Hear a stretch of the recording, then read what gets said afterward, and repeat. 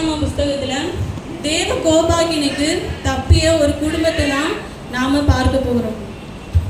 தேவனுடைய கோபாக்கினைக்கு ஒரு குடும்பம் தப்புனாங்க. அவங்க எப்படி தப்புனாங்க? அவங்க இருந்த நாளில் அந்த பூமியோட நிலை, அவங்களுடைய சமுதாயம், அந்த உலகம் எப்படிப்பட்டதாக இருந்துச்சு, அதில் அவங்க எப்படி அந்த கோபாக்கினைக்கு தப்புனாங்க அப்படின்றத குறித்து தான் நாம் இன்னைக்கு தியானிக்க போகிறோம். இந்த இதில் ஒரு 4 பாயிண்டில் தேவன் நமக்கு உணர்த்தும் ஒரு எச்சரிப்பின் செய்தியை தான் நாம் இன்றைக்கு கேட்க போகிறோம். அல்லேலூயா. எத்தனை பேர் வாஞ்சியாக இருக்கீங்க நாம தேவ கோபாக்கினைக்கு தப்பணும்? நாம் மாத்திரமல்ல, நம்மளுடைய குடும்பம், நம்மளுடைய உறவுகள், நாம் இருக்கிற அந்த சமுதாயம் எல்லாரும் வரப்போகிற அந்த தேவ கோபாக்கினைக்கு தப்பணும் தான் நாம் இன்றைக்கு வந்திருக்கிறோம். அது எப்படி தப்பணும் அதை தான் இன்றைக்கு நம்ம பார்க்க போகிறோம். அல்லேலூயா. வாசிக்கலாம். ஆதியாகமம் எழுதின புஸ்தகம் 6ஆம் அதிகாரம் 9ஆம் வசனத்தை வாசிக்கலாம்.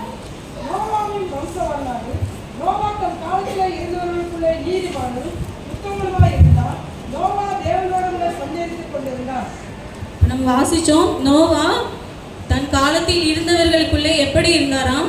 நீதிமானும் உத்தமனுமாய் இருந்தானாம். அப்போ அப்படியானா நோவா இருந்த காலம் எப்படி இருந்துச்சு?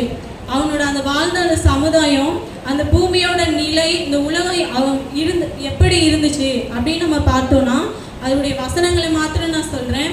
அதே அதிகாரத்தில் 5ஆம் வசனம், 11ஆம் வசனம், 12ஆம் வசனம் அதை பார்த்தோன்னா, 5ஆம் வசனத்தில் அந்த பூமி எப்படி இருந்துச்சா? அக்கிரமம் பெருகி இருந்துச்சா. அதே வசனத்தில் மனுஷனுடைய நினைவுகள் எப்படி இருந்துச்சா? நித்தமும் பொல்லாததாக இருந்துச்சு. 11ஆம் வசனத்தில் பார்த்தோம்னா சீர்கெட்டதாக இருந்தது, கொடுமையினால் நிறைந்திருந்தது. 12ஆம் வசனத்தில் பார்த்தோம்னா மனுஷர் எல்லாரும் தங்கள் வழியை எப்படி செஞ்சாங்கன்னா கெடுத்து கொண்டு இருந்தாங்க அப்படின்னு நம்ம வாசிக்கிறோம். அப்போ நோவா இருந்த காலத்தில் இந்த பூமி எப்படி இருந்துச்சு? அக்கிரமம் பெருகிருச்சு, சீர்கெட்டதாக இருந்துச்சு, கொடுமையினால் நிறைஞ்சிருச்சு.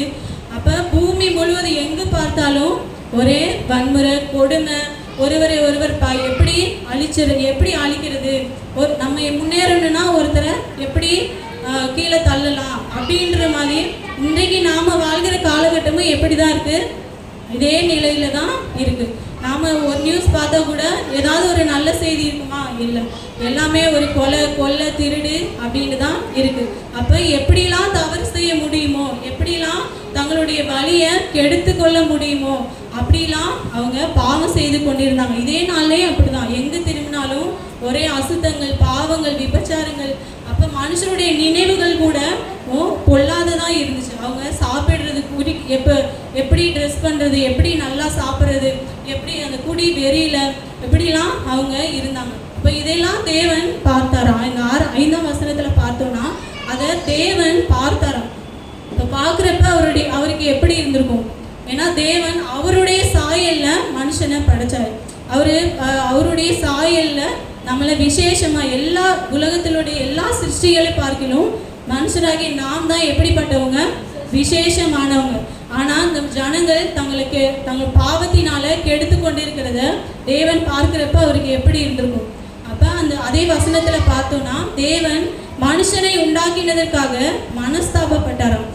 சில நேரம் நம்ம பெற்றவங்க ஏன் தான் அவனை பெற்றோமோ அப்படின்னு சொல்கிற அளவுக்கு நம்ம இருப்போம்ல, அதே மாதிரி ஏன் தான் படைச்சோமோ அப்படின்னு நினைக்கிற அளவுக்கு அவங்களோட வாழ்க்கை இருந்துச்சு. இப்படிப்பட்ட சூழ்நிலை தான் நோவா எப்படி இருந்தார்? நீதிமானும் உத்தமனுமாக இருந்தானோ.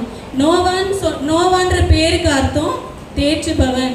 அப்போ நோவாவுடைய தகப்பன் பேர் லாமேக் சொல்லுவார், இவனாவது நம்ம தேற்றுவான் அப்படின்னு சொல்லி நோவான்னு பேர் வச்சாராம். அதே போல தான் பூமி முழுவதும் பாவம் பெருகி இருந்தாலும் ஒரு நோவா எப்படி இருந்தார்? தேற்றுபவராக இருந்தார். அப்போ இந்த பூமி இப்படி சீர்கெட்டு கொடுமையினால் நிறைஞ்சிருக்கிறத தேவன் பார்த்து அவர் என்ன பண்ணாரு? இந்த பூமியை ஃபுல்லாக நம்ம அழிச்சிடலாம், இவங்களுடைய பாவம் ரொம்ப பெருகி கிடக்கு அப்படின்ட்டு அவர் சித்தம் வச்சிருந்தாரு. அதே தான் நம்ம 6ஆம் அதிகாரம் 13ஆம் வசனத்தில் பார்த்தோம்னா அந்த தேவ கோபம் ஜனங்கள் மீது, இந்த பூமியை முழுவதும் நம்ம அழிச்சிடலாம் அப்படின்னு அவர் நினைச்சாரு. அப்போ தேவ கோபத்துக்கு இந்த நோவா குடும்பம் எப்படி தப்பியது? அதுதான் நாம இன்றைக்கு ஒரு 4 தலைப்புல நாம பார்க்க போறோம். அல்லேலூயா. இப்போ தேவ கோபத்துக்கு நோவா குடும்பம் தான் வாழ்கிற இந்த 21ஆம் நூற்றாண்டுலையும் இந்த பூமி எப்படிதான் இருக்கு? ரொம்ப சூப்பரா இருக்கா? எங்கேயும் நியாயமா இருக்காங்களா? எங்க பார்த்தாலும் ஒரே ஊழல், லஞ்சம், கொலை, எங்க பார்த்தாலும் பாவம் பெருகிதான் இருக்கு. அப்ப இந்த உலகம் ஒரு இறுதி முடிவை நோக்கி போய் கொண்டு இருக்கிறது. நம்ம தேவ கோபம் யாரெல்லாம் தேவனுடைய வார்த்தைக்கு கீழ்ப்படியலையோ, இந்த கீழ்ப்படியாமையின் பிள்ளைகள் மேல என்ன வரும்? வேதம் என்ன சொல்லுது? தேவ கோபாக்கினை வரும் அப்படின்னு சொல்லுது. இப்ப வார்த்தைக்கு யாரெல்லாம் கீழ்ப்படியலையோ அவங்க மேல தேவ கோபாக்கினை வரும். அப்ப நாம அந்த கோபாக்கினைக்கு தப்புவிக்கப்படணும். அல்லேலூயா. இப்ப முதலாவது பார்த்தோம்னா ஆதியாகமம் 6ஆம் அதிகாரம் 8ஆம் வசனத்தை வாசிக்கலாம். நோவாவுக்கு என்ன கிடைச்சது? கிருபை கிடைத்தது. இது இன்னொரு டிரான்ஸ்லேட்ல நம்ம வாசோம்னா நோவாவுடைய வாழ்க்கை தேவனுக்கு முன்பாக மகிழ்ச்சியானதா, அவனோட ஜீவியம், அவனோட லைஃப் ஸ்டைல் எல்லாம் தேவனுக்கு ஒரு சந்தோஷத்தை கொடுக்கக்கூடியதா இருந்துச்சாம். இப்போ நாம எதை சம்பாதிக்கிறோமோ இல்லையோ அவருடைய கிருபையை நாம சம்பாதிக்கணும். அல்லேலூயா. ஏன்னா இந்த பொல்லாத உலகத்துல நாம நிலை நிற்கணும். நம்ம பரிசுத்தத்துல, சத்தியத்துல எதுனா இருந்தாலும் நம்ம ஆவிக்குரிய ஜீவியத்துல நிலை நிற்கணும் அப்படின்னா ஃபர்ஸ்ட் தேவை அவருடைய கிருபை தான். நம்மளுடைய படிப்பை வச்சோ இல்லை பதவியை வச்சோ திறமையை வச்சோ நாம நிற்க முடியாது. அவருடைய கிருபையால தான் நாம இன்றைக்கு நிற்கிறது கூட அவருடைய கிருபை தான். அல்லேலூயா. அப்ப இந்த கிருபை எப்படி கிடைக்கும் அப்படின்னு பார்த்தோம்னா சங்கீதம் 103:17 வசனத்தை வாசிக்கலாம். சங்கீதம் 103:17.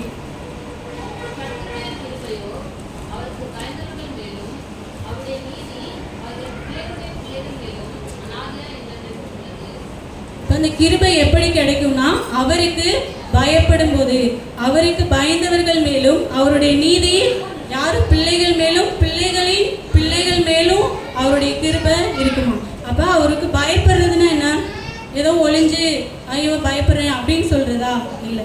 ஆனா அவருக்கு பயப்படுறதுன்னா என்ன? வேதம் என்ன சொல்லுது? தீமையை விட்டு விலகுவதே கர்த்தருக்கு பயப்படுகிற பயம். அதாவது நம்ம பாவத்தை விட்டு, நம்ம எல்லாரும் விக்கிரகங்களை விட்டு, பாவங்களை விட்டு எல்லாம் விட்டு தான் நம்ம வந்திருக்கிறோம்.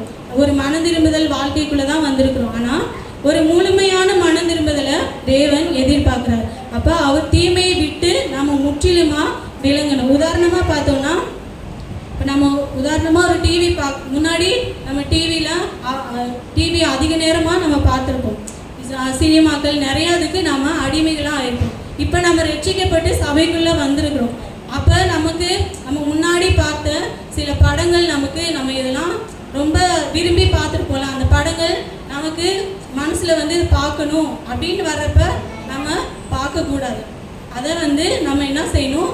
அந்த பாவத்தை நம்ம திருப்பியும் அதை பார்க்காதபடிக்கு நம்ம காத்துக்கொள்றது என்னது? முழுமையான ஒரு மனம் திரும்புதல். அப்போ உலகமே பாவம் செஞ்சாலும் சரி, அவங்க எப்படி இருந்தாலும் சரி, ஆனால் நாம ஆண்டவருக்குள்ளே இருக்கிற நாம பாவம் செய்யாதபடிக்கு நம்மை காத்துக்கொள்ளணும். அல்லேலூயா. அப்போ நம்ம ஆற்றில் ஒரு கால் சேற்றில் ஒரு கால் வைக்கக்கூடாது. நம்ம இப்போ ப்ரேயர் பண்ணுறோம், இங்கே ஆராதிக்கிறோம், அபிஷேகத்தில் நிறையிறோம், ஆனால் வீட்டில் போயிட்டு திரும்பவும் ஒரு சினிமா பார்க்குறது, திரும்பவும் நம்ம உலகத்துக்கு நேராக நாம் போகிறவங்களாம் இருக்கக்கூடாது. அப்படி நம்ம இருந்தோம்னா அவருடைய கிருபை நம்மளை விட்டு விலகிடும். அப்போ நாம் அப்படி இல்லாமல் ஒரு முழுமையான ஒரு மனம் திரும்புதலுக்குள்ள நாம் இருக்கணும். அல்லேலூயா. நம்ம முதலாவது அவருடைய கிருபையை நம்ம சம்பாதிக்கிறவங்களா இருக்கணும். அவருடைய கிருபை யார் மேலே இருக்கும்? அவருக்கு பயந்தவர்கள் மேலே. நான் யாரெல்லாம் முழுமையான பாவத்தை விட்டு ஒரு முழுமையான ஒரு மனம் திரும்புதலுக்குள்ளே யார் இருக்கோமோ அவங்க மேலே தான் அந்த கிருபை இருக்கும். அல்லேலூயா.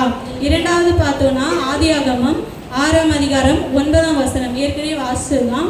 நீதிமானும் உத்தமனுமா இருந்தான். இப்போ நீதிமான் யார்? வேதம் சொல்லி நீதிமானா இருந்தான். இப்போ நீதிமான்னா நோவா எப்படி நீதிமானான்? நாம எப்படி நீதிமானானோம்? அவருடைய ஃபர்ஸ்ட் நம்ம அவரை நம்ம விசுவாசிக்கிறதுனால, நம்மளுடைய கிரியையினால இல்லை. யாருன்னா இங்கே நான் ரொம்ப பெர்ஃபெக்டாக இருந்தேன் அதனால நான் நீதிமான் அப்படின்னு நம்ம சொல்ல முடியுமா? நம்ம சொல்ல முடியாது. நம்மளுடைய கிரியையினால இல்லை, நம்மளுடைய சுய நீதியினாலே இல்லை, நம்மளுடைய பரிசுத்தம், நம்மளுடைய ஜெபம் அப்படின்னால இல்லை, அவரை விசுவாசிக்கிறதுனால. அவர் எனக்காக மரித்தார், என்னுடைய பாவங்களுக்காக அவர் மரித்தார் என்று யாரெல்லாம் விசுவாசிக்கிறோமோ அவங்கள தேவன் என்ன பண்றாரு, நீதிமான ஆக்குகிறார். அதுதான் ரோமர் 5ஆம் அதிகாரம் 1ஆம் வசனத்துல நம்ம வாசிக்கிறோம். அவரை விசுவாசிக்கிறதுனாலே நாம் நீதிமான்கள் ஆக்கப்பட்டிருக்கிறோம் அப்படின்னு. இப்ப நோவா எப்படி நீதிமான் ஆயினாரு? பழைய ஏற்பாட்டு காலத்துல பலிகள் மூலம் தேவனோட உடன்படிக்கை செய்தாங்க. அவங்க ஏதாவது தவறு பண்ணாங்கன்னா ஒரு ஆட்டையோ இல்லை மாட்டையோ இல்லை புறாவையோ அவங்க பலி கொடுத்து தேவன் மூலம் அவங்க உடன்படிக்கை செய்து அப்படி அவங்க நீதிமான ஆனாங்க. புதிய ஏற்பாட்டில் நாம எப்படி நீதிமான ஆகிறோம்? ஃபர்ஸ்ட் அவரை விசுவாசிக்கிறதுனால. ரெண்டாவது அதே ரோமர் 5ஆம் அதிகாரம் 9ஆம் வசனத்துல வாசிச்சோம்னா அவருடைய இரத்தத்தால நாம கழுவப்படும் போது, என்னுடைய பாவத்துக்காக அவர் மரித்தார் நாம் விசுவாசிக்கிறோம். ரெண்டாவது என்னுடைய அனைத்தையும் அவர் ரத்தம் சகல பாவங்களை நீக்கி கழுவி சுத்திகரிச்சது அப்படின்ற அந்த பாவ மன்னிப்பின் நிச்சயம் உடையவர்களாக இருக்கும்போது நாம் என்ன பண்ணுறோம்? நீதிமான்களா ஆக்கப்படுகிறோம். அதே இது மூன்றாவதா பார்த்தோம்னா 1 கொரிந்தியர் 6ஆம் அதிகாரம் 11ஆம் வசனத்தில் பார்த்தோம்னா அவருடைய ஆவியினாலே கழுவப்பட்டீர்கள் அப்படின்னு இருக்கும். நான் வசனங்களை மட்டும் கோட் பண்ணுறேன் நேரம் ஆகிறதுனால. அவருடைய ஆவியினாலே கழுவப்பட்டீர்கள். அப்போ மனதிரும்பி ரட்சிக்கப்பட்டு பாவ மன்னிப்பின் நிச்சயம் உடையவர்களாக நாம் இருக்கும்போது அவருடைய ஆவி, அவருடைய அந்த பரிசுத்த ஆவியானவர் நமக்குள்ளே ஊற்றப்படுகிறார். இந்த ஆவியானவர் எதற்காக? நம்ம ஏன் அபிஷேகம் பெறணும் அப்படின்னு நம்ம சொல்கிறோம். நம்ம பழைய விட்டு வந்த பாவங்களை நம்ம அப்படியே எப்பயுமே பெர்ஃபெக்டாக இருப்போம் அப்படின்னு சொல்ல முடியாது. நம்ம அனுதினமும் நாம் தவறி விழுகிற சூழ்நிலைகள் அநேகம் உண்டு. அதுக்கு நாம் நிலை நிற்கணும் அப்படின்னா நமக்கு யார் தேவை? கண்டிப்பாக ஆவியானவர் தேவை. அப்போ ஆவியானவர் நாம் அன்றாட செய்யும் தவறுகளை, சில குற்றங்களை நமக்கு உணர்த்தி காட்டி நம்மை அறிக்கை செய்ய வைக்கிறார். அல்லேலூயா. இப்போ வீட்டில் நமக்கு பாத்திரம் இருக்குது, நம்ம இந்த பாத்திரத்தை கழுவாமையே வச்சு நம்ம உபயோகிப்போமா? இப்போ சாப்பாடு செய்கிறோம், சாப்பாடு சட்டி அப்படியே வச்சு நாளை கழிச்சு செஞ்சோம் அப்படி செய்வோமா? சமையல் அப்படி செஞ்சால் நல்லா இருக்குமா? கெட்டு போயிடும். அது போல தான் நம்மளும் ஒரு பாத்திரம் தான், தேவனுடைய கையில் இருக்கிற ஒரு பாத்திரமாக இருக்கும். நம்ம பாத்திரம் அப்படியே இருந்தால் அது சுத்தமாக ஆகாது. தினமும் அவருடைய சமூகத்தில் உட்காரும் போதெல்லாம் தினமும் நம்மளுடைய பாத்திரத்தை அவருடைய ரத்தத்தால், அவருடைய ஆவியால் நம்ம கழுவப்படுகிறவர்களா இருக்கணும். அல்லேலூயா. அப்படி நம்ம இருக்கும் பொழுது அந்த சொல்லி முடியாத அந்த சந்தோஷம் நமக்குள்ளே உண்டாகும். அநேக காரியங்கள் நிறைய இருக்கிறது, இருந்தாலும் கிறிஸ்தவ வாழ்க்கைக்கு நம்ம சபைக்குரிய அடிப்படை காரியங்களை தான் நான் சொல்லி கொண்டிருக்கிறேன். அல்லேலூயா. அப்போ நம்ம ஆவிக்குரியவங்க, நான் ரட்சிக்கப்பட்டவன் அப்படின்னு சொல்றதுக்கு ஃபர்ஸ்ட் அடையாளம் என்னன்னா, நம்மளுடைய அந்த ரட்சிப்பு என்பது ஃபர்ஸ்ட் என்னது? பாவம் மன்னிக்கப்பட்டதோட நிச்சயம். என்னுடைய பாவம் மன்னிக்கப்பட்டது அப்படின்றத நான் எப்படி கன்ஃபார்ம் பண்ண முடியும்? யாருன்னா சொல்லுவீங்களா? என் பாவம் மன்னிக்கப்பட்டிருக்கு அப்படின்றத நான் எப்படி உறுதிப்படுத்துவேன்? திரும்ப பாவம் செய்யும் போது உணர்வு வரும். வேற யாராவது? என் பாவம் மன்னிக்கப்பட்டுருச்சு, நான் ஞானஸ்தானம் எடுத்திருக்கோம், பரிசுத்த ஆவியை பெற்றிருக்கோம், ஆனால் என் பாவம் மன்னிக்கப்பட்டதோட நிச்சயம் இருந்தால் தான் நான் ஆண்டவர் வந்தாலே நான் போக முடியும். அப்படின்றப்ப பாவம் மன்னிக்கப்பட்டது நிச்சயத்தை நான் எப்படி உறுதிப்படுத்துறது? இப்போ நான் ஒருத்தவங்களை பார்க்குறேன்னா அவங்க ரட்சிக்கப்பட்டவங்க எப்படி நான் சொல்ல முடியும்னா, அவங்களுக்குள்ளே இருக்கிற அந்த சொல்லி முடியாத சந்தோஷம் தான். அவங்கள எப்போவுமே கர்த்தருக்குள்ளே எப்போதும் எப்படி இருப்பாங்க? ஒரு கஷ்டங்கள் இருக்கலாம், போராட்டம், வேதனை, அது வேற. ஆனால் அந்த சொல்லி முடியாத சந்தோஷம், என் பாவத்தை என் கர்த்தர் எனக்காக மன்னிச்சாரு, நான் செய்த எல்லா குற்றங்களையும் எனக்கு அவர் மன்னிச்சாருன்ற அந்த விசுவாசம் அவங்களுக்குள்ளே எப்படி இருக்கும்? ஒவ்வொரு நாளும் அந்த சந்தோஷத்தில் அவங்க மூழ்கி கொண்டே இருப்பாங்க. அல்லேலூயா. ரெண்டாவது, குற்ற மனசாட்சி அவங்களுக்குள்ளே இருக்காது. அந்த குற்ற மனசாட்சி நீங்கி ஒரு நல் மனசாட்சி அவங்களுக்குள்ளே இருக்கும். அப்போ நாம் இந்த நிலையை அடைந்த பிறகு நம்ம ஞானஸ்தானம் எடுத்தோன்னா அந்த பரிசுத்த ஆவியானவர் நம்ம எல்லாம் ஊற்றப்படுவார். நாங்கள் ஞானஸ்தானம் எடுத்த போது எங்களுடைய ஆவிக்குரிய தகப்பன் அப்படி தான் எங்களை நடத்தினாங்க. எங்களுடைய பாவங்கள்லாம் ஃபஸ்ட்டு அறிக்கை செஞ்சு நாங்கள் மனதிரும்பி இருக்கோமா அப்படின்றதான் டெஸ்ட்லாம் பார்த்துட்டு தான் எங்களுக்கு ஞானஸ்தானம் கொடுத்தாங்க. அப்போ அப்படி நம்ம ஆவியானவர் நம்ம நிரப்பப்படுவார். அப்போ இயேசுவை ஏற்றுக்கொண்டு நம்ம சர்ச்சுக்கு வந்துட்டோம், நம்மளுடைய பெயரை கிறிஸ்தவ பெயராக மாற்றிட்டோம் அப்படின்றது மட்டுமல்ல, நாம் இந்த ரட்சிக்கப்பட்டதோட அனுபவம், என் பாவம் மன்னிக்கப்பட்டிருக்கின்ற நிச்சயம், என் குற்ற மனசாட்சி, இப்போ நம்ம ரட்சிக்கப்பட்டு சபைக்குள்ளே இருந்தாலும் சில குற்ற மனசாட்சி, இதை நம்ம செஞ்சுட்டேனே அந்த குற்ற மனசாட்சி நீங்கி ஒரு நல் மனசாட்சி, அவர் எனக்காக மரித்தார் அப்படின்ற ஒரு பூரண ஒரு உறுதியான விசுவாசம் நமக்குள்ள கண்டிப்பாக, இந்த ரட்சிப்பின் அனுபவம் கண்டிப்பாக நமக்குள்ளே இருக்கணும். அல்லேலூயா. அப்போ இப்படி நம்ம இருக்கும்போது தான், இது அடிப்படை தான் நான் சொல்கிறேன், இந்த அடிப்படை நமக்குள்ளே இருக்கும் பொழுது தான் தேவ கோபத்துக்கு நாம் தப்பிக்க முடியும். அல்லேலூயா. ஆகையால் தான் தேவன் சொன்னார், அவருடைய முதல் பிரசங்கமே எப்படி இருந்தது, மனம் திரும்புங்கள், பரலோக ராஜ்யம் சமீபமாக இருக்கிறது அப்படின்னு சொன்னார். அப்போ இனி நமக்கு ஒரு வாழ்க்கை இல்லை, இனி ஒரு காலம், இனி ஒரு பிறப்போ நம்ம பிறக்க போகிறதில்லை. இந்த ஒரே ஒரு வாழ்க்கை தான். அந்த பூமிக்குரிய வாழ்க்கையை எதுக்காக ஆண்டவர் நம்மளை பிறக்க வச்சிருக்காரு, நம்ம அந்த பரலோகத்தை அடையணும். அதுக்கு நாம் இங்கே ரெடி ஆகணும். நம்ம பாவங்களை விட்டு ஒரு பூரண வாழ்க்கைக்குள்ள, ஆவிக்குரிய வாழ்க்கைக்குள்ள கட்டப்படணும் அப்படின்றது நம்மளை ஒரு ரிப்பேர் மாதிரி, ஒரு ரிப்பேர் பண்ணுறதுக்கு தான் இந்த பூமியில் நம்மளை வச்சுருக்காரு. அல்லேலூயா. ஃபஸ்ட்டு அவர் நீதிமானாக இருந்தார், ரெண்டாவது எப்படி இருக்காரு, உத்தமராக இருந்தார். அப்போ வேதம் சொல்லுகிறது யார் உத்தமன், உத்தமன்னு நிறைய வசனங்கள் இருக்குது. அதில் நான் ஒரே ஒரு வசனத்தை மட்டும் சொல்ல நான் ஆசைப்படுகிறேன். நீதிமொழிகள் 16ஆம் அதிகாரம் 32ஆம் வசனம். நீதிமொழிகள் 16:32.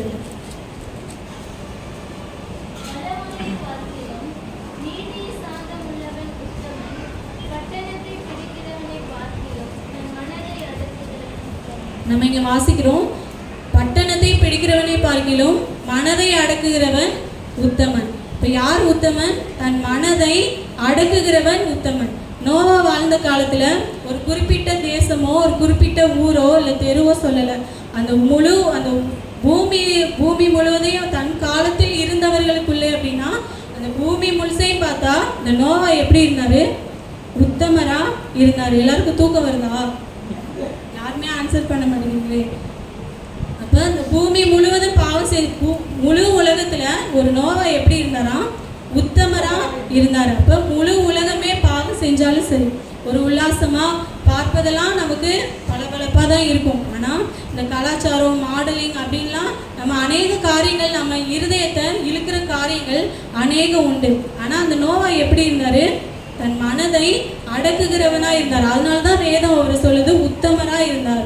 உத்தமன்னா என்ன, தன் மனதை அடக்குகிறவன் தான் உத்தமன்.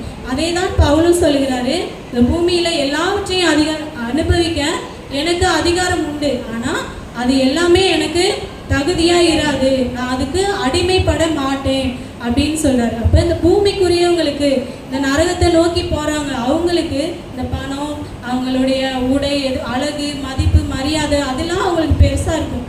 ஆனால் ஆவிக்குரிய நமக்கு அதெல்லாம் எப்படி தெரியணும், உலகத்துக்கு பெருசாக தெரியுது, ஆவிக்குரிய நமக்கு எப்படி தெரியணும், குப்பையாக தான் தெரியணும். அல்லேலூயா. அப்போ மனதை அடக்கிறது, நம்மளுடைய செல்ஃப் கண்ட்ரோல் என்னது ரொம்ப இம்பார்ட்டண்டாக இருக்குது. அல்லேலூயா. ஒரு கட்டுப்பாடு இல்லாத, எதுலேயுமே கட்டுப்பாடு இல்லாத ஒரு மனுஷன் எப்படி இருப்பான், ஒரு பிரேக்கே இல்லை ஒரு வண்டியில், அந்த வண்டி எப்படி இருக்கும், எங்கேயாவது போய் முட்டி மோதி அது ஒன்றும் இல்லாமல் போயிடும். இன்னொன்று பார்த்தோன்னா ஒரு பட்டம் பறக்குது, அந்த பட்டம் எப்படி பறக்குது, ஒரு நூலோட கண்ட்ரோலில் தான் பறக்குது. இல்லை நான் ஃப்ரீயாக பறப்பேன், நான் எனக்கு பிடிச்ச மாதிரி நான் எங்கே வேணாலும் பறப்பேன் அப்படின்ட்டு, எனக்கு கண்ட்ரோல்லாம் எனக்கு பிடிக்காது, நான் ஃப்ரீயாக தான் இருப்பேன் அப்படின்ட்டு அந்த நூல் வேணான்னு சொல்லிட்டு அதுவாக பறக்க முடியுமா? அப்படி பறந்துச்சுன்னா அதோட நிலை என்னாகும், அது நூல் கட் ஆயிடுச்சுன்னா அந்த பட்டத்தோட நிலை என்னாகும், அது எங்கேயாவது போய் சிக்கி சின்னாபின்னமாகி அப்புறம் அதை யாருமே என்ன பண்ண மாட்டாங்க, பார்க்க கூட மாட்டாங்க. அது லாஸ்ட்டில் எங்கே போகும், குப்பைக்கு தான் போகும். இப்போ நாம் அது போல் இருக்கக்கூடாது. ஒரு கண்ட்ரோல் உள்ள, எல்லாத்துலேயும் ஒரு செல்ஃப் கண்ட்ரோல் உள்ள ஒரு வாழ்க்கைக்குள்ளே நம்ம இருக்கணும். அல்லேலூயா. அது ஃபோனாக இருக்கட்டும், சாப்பிட்றதா இருக்கட்டும், இல்லை எந்த காரியங்களாக இருக்கட்டும், பண விஷயங்கள், இல்லை நம்ம ஒரு பொருள் வாங்குறது, நம்ம 100 சேலை வச்சுருந்தாலும் 101 சேலைக்கு தான் என்ன பண்ணுவோம், ஆசைப்படுவோம். அப்படி நம்ம இருக்காமல் நமக்கு போதும் என்கிற அந்த மனதுடனே கூடிய அந்த ஒரு மன ரம்மியமான இருதயத்தை நம்ம கேட்கணும். அல்லேலூயா. நம்ம குடும்பங்களில் ஒரு சந்தோஷமாக சமாதானமாக நம்ம இருக்கணும் அப்படின்னா நமக்கு ஃபஸ்ட்டு நம்ம தேவைகளை, நம்ம ஆசீர்வாதங்களை ஆண்டவர்கிட்ட கேட்கறத விட, ஆண்டவரே இருக்கிறதுல இந்த போதுங்கிற மனதை எனக்கு கொடுங்கப்பா, நான் இருக்கிறதுல மன ரம்மியமாக இருக்க நான் எப்பொழுதும் இருக்க எனக்கு உதவி செய்யுங்க அப்படின்னு நம்ம கேட்டோம்னா நம்ம குடும்பத்தில் என்ன வராது, எந்த பிரச்சனையோ எந்த குழப்பங்களோ எந்த தேவையில்லாத மன உளைச்சல்களோ எனக்கு இது தரலையே எனக்கு இது கிடைக்கலையே அப்படின்ற அந்த ஒரு எண்ணங்கள் நமக்குள்ள இருக்காது. அல்லேலூயா. இதேதான் பவுல் சொல்கிறாரு. 1 கொரிந்தியர் 9ஆம் அதிகாரம் 24-25 வாசிக்கலாம். 1 கொரிந்தியர் 9:24-25. பந்தய சாலையில் ஓடுகிறவர்கள் எல்லாரும் ஓடுவார்கள், ஆகிலும் ஒருவனே பந்தயத்தை பெறுவான் என்று அறியீர்களா? நீங்கள் பெற்றுக்கொள்ளத்தக்கதாக ஓடுங்கள். பந்தயத்திற்கு போராடுகிற யாவரும் எல்லாவற்றிலேயும் இச்சையடக்கமாய் இருப்பார்கள். அவர்கள் அழிவுள்ள கிரீடத்தை பெறும்படிக்கு அப்படி செய்கிறார்கள், நாமோ அழிவில்லாத கிரீடத்தை பெறும்படிக்கு அப்படி செய்கிறோம். நம்ம அழிவில்லாத ஒரு கிரீடத்தை நம்ம பெறணும்னா நம்மளுடைய ஓட்டத்துல எது தேவைன்னு பவுல் சொல்றாரு? இச்சை அடக்கம். இச்சை அடக்கம்னா என்ன? ஒரு செல்ஃப் கண்ட்ரோல் நமக்கு வேணும். நான் எப்படி வேணாலும் ஓடுவேன், நான் எப்படி வேணாலும் இருப்பேன், ப்ரேயருக்கும் வருவேன், ஆனால் நான் எப்படி வேணாலும் ஃப்ரீயாக தான் இருப்பேன், நான் ஏன் இஷ்டம் போல தான் இருப்பேன் அப்படின்னு நம்ம கண்ட்ரோல் இல்லாமல் எதுலேயுமே நம்ம அந்த மனதை அடக்குகிறவர்களாக நம்ம இல்லாமல் இருந்தோன்னா நம்ம பரலோகத்துக்கு நிச்சயமாக போக முடியாது. அந்த கீழ்ப்படியாமையின் பிள்ளைகள் மேலே தேவ கோபாக்கினை வரும்போது நாமளும் அவங்களோட ஒன்றா தான் நாம் இருப்போம். அது ரொம்ப பரிதபிக்கப்பட்ட ஒரு நிலையாக இருக்கும். அப்போ நாம் அப்படி இல்லாமல் நாம் ஓடுகிற ஓட்டத்தில் இச்சை அடக்க உணவுகளாய் நாம் காணப்படணும். அல்லேலூயா. நோவாவை குறித்து பேதுரு எழுதும்போது சொல்கிறாரு. 2 பேதுரு 2:5 நம்ம வாசிக்கும் போது 2:5 வாசிக்கலாம். 2 பேதுரு 2:5.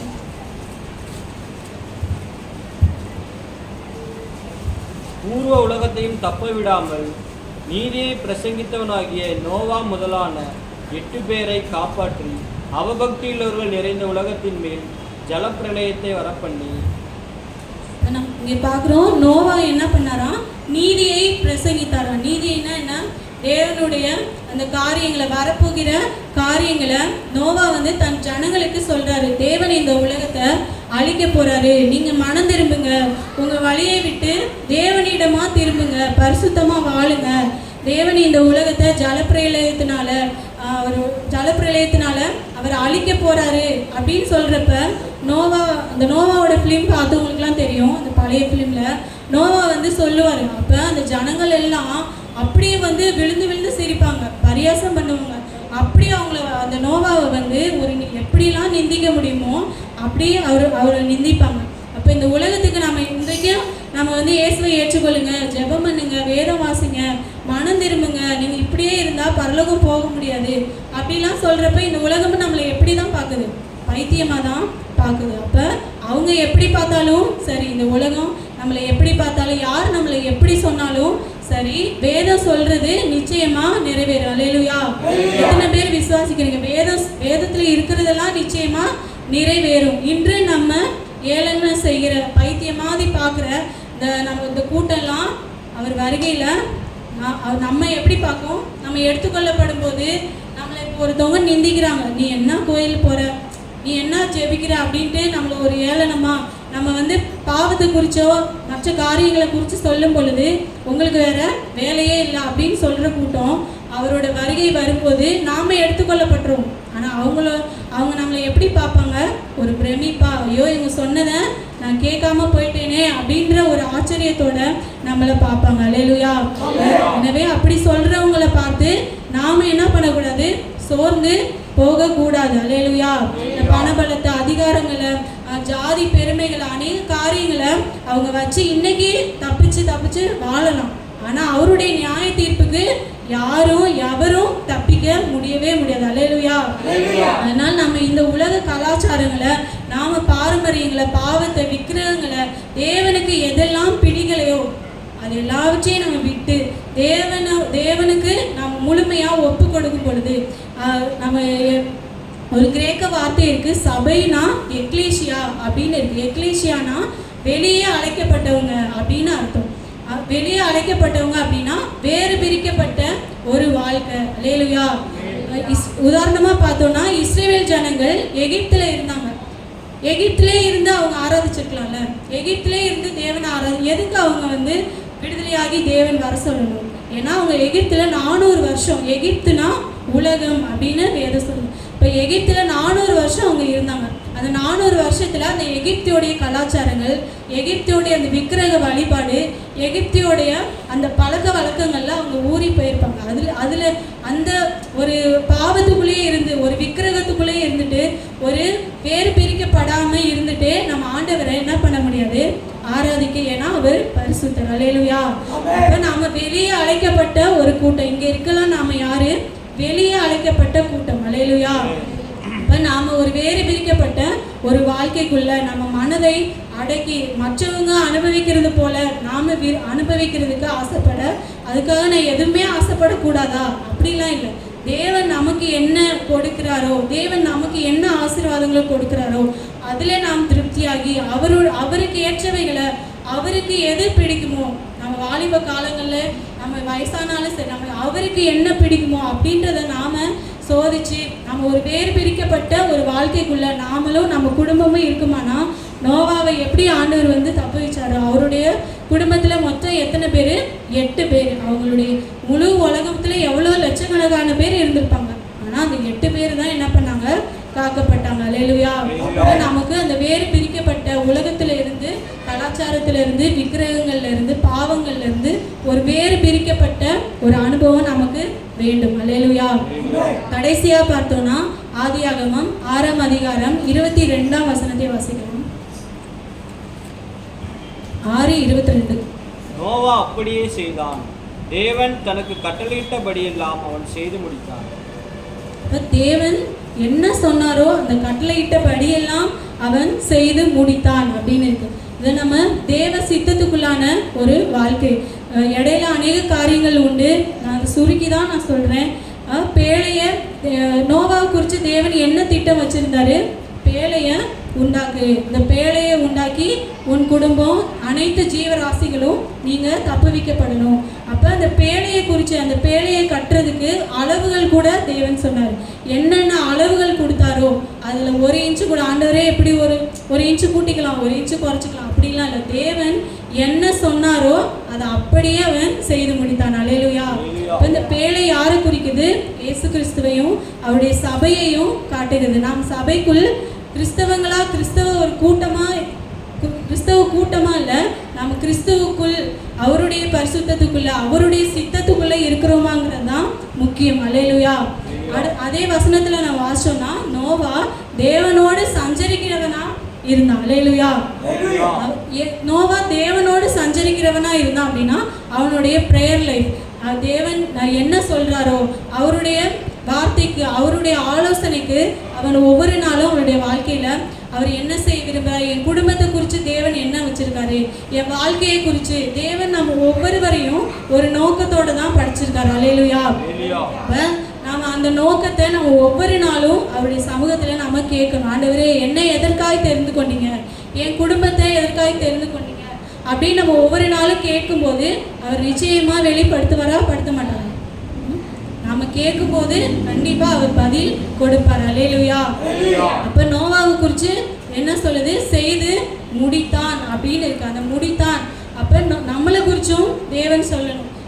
இந்த பூமியில இப்ப என்ன ஆண்டவர் தெரிந்து கொண்டிருக்கிறார் அப்படின்னா, என்னை குறித்து அவர் என்ன சொன்னாரோ அதை நான் செய்து முடித்தேன், நல்ல போராட்டத்தை போராடினேன், ஓட்டத்தை முடித்தேன், விசுவாசத்தை காத்து கொண்டேன் என்று சொல்ல ஒவ்வொருவருக்கும் தேவன் கிருபை தரணும். அல்லேலூயா. இப்ப நாம விசுவாசத்தை காத்து கொண்டு அவர் என்ன சித்தம் வச்சிருக்காங்களோ அதை நம்ம கேட்கும் போது அவர் கண்டிப்பா சொல்வாரு. அதை நம்ம நிறைவேற்ற ஒவ்வொரு நாளும் பிரயாசப்படணும். அல்லேலூயா. நாம பார்த்த காரியங்கள்ல இந்த முழு உலகமும் தேவ கோபாக்கினிக்கு நேரா இருந்தாலும் நாம தப்பிக்கணும் அப்படின்னா நமக்குள்ள நம்ம ஆண்டவருடைய கிருபை நமக்கு இருக்கணும், நம்ம நீதிமானா இருக்கணும், உத்தமனா இருக்கணும். கடைசியாக அவர் என்ன சொல்றாரோ அந்த தேவனுடைய சித்தத்தை நாம் நிறைவேற்றுகிறவர்களா இருக்கணும். அல்லேலூயா. நம்ம எல்லாரும் அப்படியே எழுந்து நிற்கலாம். அல்லேலூயா. ஸ்தோத்திர ராஜா, ஸ்தோத்திரமையா. அல்லேலூயா. ஆவியானவரே ஸ்தோத்திரமையா. இந்த வேளையில நம்ம ஒவ்வொருவரும் கூட, ஆண்டவரே, உங்களுக்கு பிரியமில்லாம என் வாழ்க்கை இருந்துச்சுன்னா இந்த வேளையில